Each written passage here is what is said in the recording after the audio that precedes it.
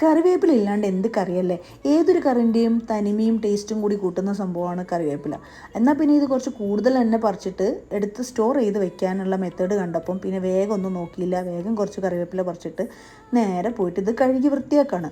അപ്പോൾ അതിനായിട്ട് കുറച്ച് കൂടുതൽ വെള്ളം ഒരു ബൗളിലെടുത്തിട്ട് അതിലേക്ക് കുറച്ച് മഞ്ഞൾ ആണ് ഇട്ട് കൊടുത്തത്. എന്നിട്ട് കറിവേപ്പില കംപ്ലീറ്റ് ആയിട്ട് അതിലിട്ട് കൊടുക്കുകയാണ്. ഇനിയിപ്പോൾ ഇത് കുറച്ച് നേരം ഇതിന് വെച്ചതിന് ശേഷം ഇതിൻ്റെ തണ്ടിൽ നിന്ന് ഈ വേപ്പില ഒന്ന് റിമൂവ് ചെയ്യണം. എന്നിട്ട് വീണ്ടും ഇത് നന്നായിട്ടൊന്ന് കഴുകണം.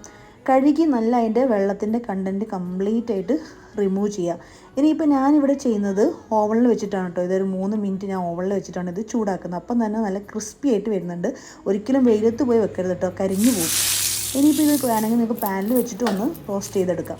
അപ്പോൾ കണ്ടില്ലേ, ഇതുപോലെ നല്ല ക്രിസ്പി ആയിട്ടുണ്ട്. ഇനിയിപ്പോൾ ഇതൊരു കണ്ടെയ്നറിൽ ഇട്ടിട്ട് ഒരു 3 മാസം നമുക്ക് ഷെൽഫ് ലൈഫ് കിട്ടും. അപ്പോൾ എല്ലാവരും ഒന്ന് ട്രൈ ചെയ്തിട്ട് നിങ്ങളെ വിലയേറെ ഫീഡ്ബാക്ക് അറിയിക്കുക. ബൈ.